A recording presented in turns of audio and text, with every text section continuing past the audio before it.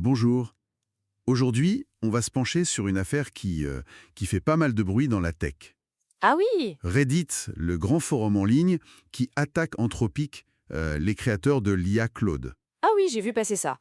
Anthropique, ceux qui se positionnent un peu comme les chevaliers blancs de l'IA éthique. Exactement. Et c'est là que ça devient intéressant. Reddit les accuse d'avoir, je cite, deux visages, et parle même de dissonance cognitive d'entreprise, carrément. Oula, dur. Mais concrètement, de quoi il s'agit? C'est quoi l'accusation principale? En gros, Anthropic aurait utilisé, sans permission et sans payer évidemment, tout le contenu généré par les utilisateurs de Reddit. Pour entraîner Claude, leur modèle d'IA, j'imagine? C'est ça. Et ça, pour Reddit, ça passe mal. Surtout qu'ils ont déjà des accords payants avec Google, OpenAI. Pour eux, leurs données, c'est un actif commercial. Logique, ils veulent le monétiser. Tout à fait.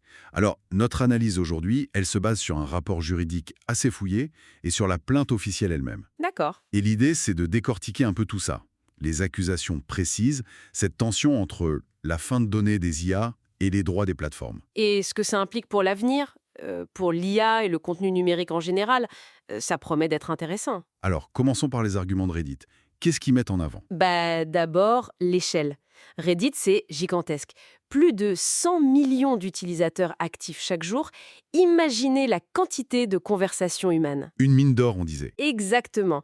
Et ensuite, il y a le contrat, le fameux contrat utilisateur que, bon, personne ne lit, mais qu'on accepte en allant sur le site. Ah oui. Et il dit quoi, ce contrat légal? Il interdit spécifiquement l'exploitation commerciale, c'est la section 3, et surtout le scrapping, donc l'aspiration massive de données, sans un accord écrit préalable. Ça, c'est la section 7. D'accord, c'est assez clair. Et ils ont aussi des protections techniques, non? Le robos.txt. Oui, ils en parlent. Mais ils précisent bien que ce fichier, c'est surtout pour guider les moteurs de recherche classiques, pas pour donner le feu vert au scrapping commercial à grande échelle. C'est une nuance importante. Hmm. Et ils ont d'autres politiques, j'imagine? Oui, politique de confidentialité, politique de contenu public, et surtout, dans leurs licences payantes, comme celle avec Google, ils incluent une API de conformité. Une API de conformité, c'est-à-dire? C'est un outil technique qui permet, par exemple, de s'assurer que si un utilisateur supprime son contenu sur Reddit, cette suppression soit répercutée chez le licencié, pour respecter la vie privée et le droit à l'effacement. Ah d'accord, c'est crucial ça. Tout à fait, et c'est là que les reproches contre Anthropic deviennent plus précis. Racontez-nous, qu'est-ce qu'Anthropic aurait fait selon Reddit? D'après la plainte, ils auraient commencé à aspirer les données dès fin 2021. Apparemment, des chercheurs d'Anthropic et même le PDG auraient identifié certains subreddits comme étant de bons échantillons. Bons échantillons pour entraîner Claude, donc. Voilà, et tout ça en ignorant, selon Reddit, le contrat utilisateur et le fichier robos.txt. Et ça continue ou ça s'est arrêté? Alors c'est là que ça devient encore plus tendu. Reddit affirme qu'Anthropic aurait continué ce scrapping même après avoir dit publiquement qu'ils arrêtaient. Ah bon? Oui, ils disent avoir détecté plus de 100 000 accès à leur serveur après cette déclaration publique. Ah oui, quand même. Et pendant ce temps, Anthropic lançait Claude sur le marché. Exactement, via des abonnements, des licences, et il y a eu ce gros partenariat avec Amazon pour intégrer Claude dans Alexa. Reddit sous-entend que tout ça a été possible grâce à leurs données aspirées illégalement. Donc si je résume, scrapping massif, ignorance des règles et continuation malgré les déclarations publiques. C'est l'essentiel des accusations sur l'aspiration des données. Mais il y a un autre point très important. Lequel? Le refus d'Anthropic de prendre une licence payante auprès de Reddit et surtout leur refus de se connecter à cette fameuse API de conformité. Ah oui. Et pourquoi c'est si grave ce refus de l'API? Parce que ça met Reddit dans une position impossible vis-à-vis de ses propres utilisateurs. Comment garantir le respect du droit à la suppression si Anthropic, qui a potentiellement les données, n'est pas connecté pour recevoir ces instructions de suppression? Je vois. Ça compromet leur engagement envers leurs utilisateurs. Tout à fait. D'où les chefs d'accusation dans la plainte. Justement, quels sont-ils exactement? Alors, il y a évidemment la rupture de contrat, Classique? ensuite l'enrichissement sans cause, profiter des données sans payer. Logique? Il y a aussi l'atteinte aux biens meubles, le trespass to chattels en anglais. Ça vise l'interférence avec les serveurs de Reddit, l'infrastructure. D'accord. Puis, l'interférence délictuelle avec un contrat, parce que ça nuit à la relation entre Reddit et ses utilisateurs sur la question de la vie privée et des suppressions. Et enfin, la concurrence déloyale, des pratiques jugées illégales, déloyales, voire frauduleuses.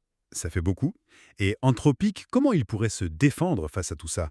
Surtout avec leur image éthique. C'est la grande question. Reddit dit que cette image éthique, c'est juste du marketing. Anthropic pourrait peut-être plaider une sorte d'usage licite ou transformateur, dire que l'utilisation des données, même si elle contrevient aux termes, sert l'innovation, le bien public. Un argument un peu classique dans ces affaires de données, non? Oui.